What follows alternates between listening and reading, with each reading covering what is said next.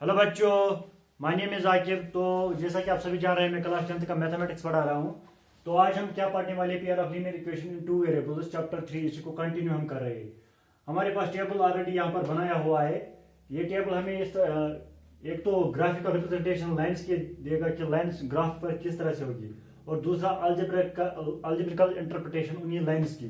तो देख लीजिए, अगर हमारे पास पेयर ऑफ लाइंस इस तरह से होंगी, पहले तो इक्वेशन ही हमारे पास आगे फिर लाइन बनती है। आप देख लीजिए, हमने दो इक्वेशन ऑलरेडी ली है यहाँ पर। एक तो हमने लिए x minus two Y equals to zero, और the next one 3x plus 4y minus 20 equals to zero.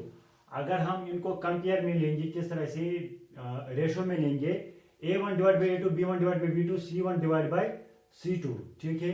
तो देख लीजिए, इनका जो ये रेशो नंबर ही जो है, ये हम कहाँ से लेते हैं। अब यहाँ पर इक्वेशन है तो इन्हीं का कोफिशिएंट हम लेते हैं।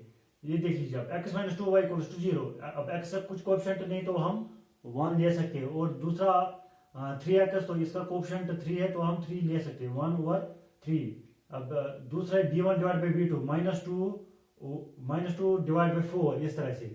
और the last one c1 divide by c2। अब इसका कोफिशिएंट कुछ नहीं तो हम 0 और -20 यहाँ पर ले सकते हैं, इस तरह से। अब आगे क्या देखना है कि a1 डिवाइड बाई a2 अगर बराबर होगा, नहीं बराबर होगा, तो उस पॉइंट पर लाइंस का सॉल्यूशन जो है किस तरह से हो सकता है, ठीक है। तो आप देख लीजिए, अगर 1 डिवाइड बाई 2, 2 डिवाइड बाई 4 और 0 divide by -2, 1 divide by 3 as it is रहेगा। तो 2 डिवाइड बाई 4 ये स्टैंडर्ड फॉर्म में है, तो हम इसको लोवेस्ट फॉर्म में लाने के लिए डिवाइड करेंगे। 2 1 2, 2 2 4, तो ये आ जाएगा -1/2। आगे आ जाएगा 0 डिवाइड बाई -20।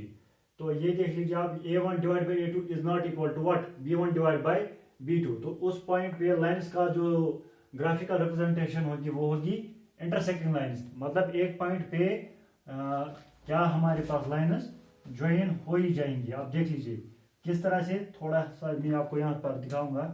अगर हमारे पास ऐसा ग्राफ है इस तरह से, अब जो यह हमारा a1 divide by a2, b1 divide by b2, ये सिचुएशन अगर हमारे पास आ गई, तो मतलब जो हमारे पास लाइंस होगी वो इस तरह से आ जाएंगी। एक पॉइंट पे वो किसी एक पॉइंट पे वो इंटरसेक्ट करेंगे।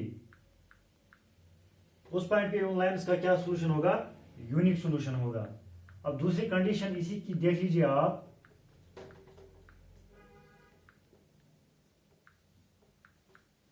कोई भी इक्वेशन दो ले सकते हैं आप। 2x plus 3y minus 9 equals to 0, 4x plus 6y minus 18 equals to 0।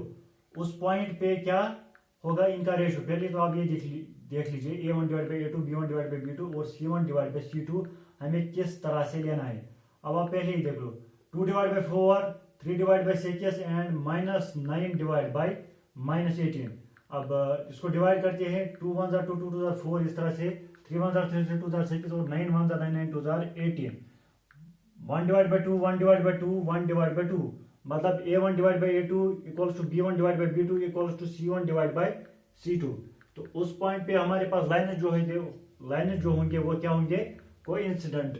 मतलब एक ही लाइन पे दो लाइंस आ जाएंगी इस तरह से। इन लाइंस का जो कोऑर्डिनेट होंगे, जो पॉइंट्स होंगे, वो सेम होंगे, ठीक है। यहाँ पर ही दूसरी लाइन जो हमें ये करनी है ड्रा, वो भी इसी पे आ जाएंगी। मतलब इस तरह से दो लाइन हमें ड्रा करने की वो एक ही दिखनी चाहिए। ये तो होगी, वहां पर लाइंस का जो अलजेब्रिक सॉल्यूशन होगा वो इन्फिनिटली मनी सॉल्यूशन में होगा।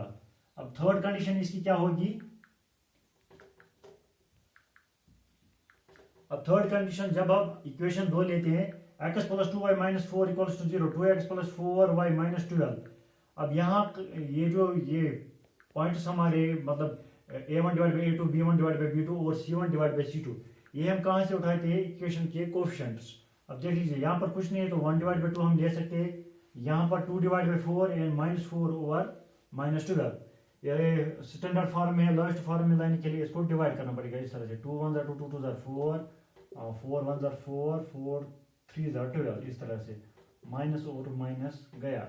अब 1 डिवाइड बाई 2, 1 डिवाइड बाई 2 मतलब a1 divide by a2 equals to b1 divide by b2, और 1 divide by 3 A1 divided by A2, B1 divided by equals to B1 divided by B2 is not equals to what? C1 divided by C2। तो उस time पे हमारे पास जो lines की graphical representation होगी वो क्या होगी? पैरेलल होगी। मतलब लाइन्स जो है किसी भी पॉइंट पे टच नहीं करेंगे, इस तरह से आ जाएंगे हमारे पास लाइन्स, वो आपस में पैरेलल लाइन्स होंगे इस तरह से। ये तो हो गई ये तीनों कंडीशन। अब और दो कंडीशन इसकी क्या होगी? Consistency and inconsistency lines. अब जैसा काम वैसा नाम, ठीक है। अब देख लीजिए ये जो दो कंडीशन है यहाँ पर, ये दो कंडीशन ये किस में आते हैं? कंसिस्टेंसी लाइन्स में, ठीक है। ये पैरेलल लाइन और नो सॉल्यूशन, ये किस कंडीशन में आते हैं? इनकंसिस्टेंसी लाइन्स, ठीक है। तो आज का वीडियो हम यहीं पर एंड करते हैं। अगर आपको मेरी ये इन्फॉर्मेशन अच्छी लगी तो please subscribe, like and share my video.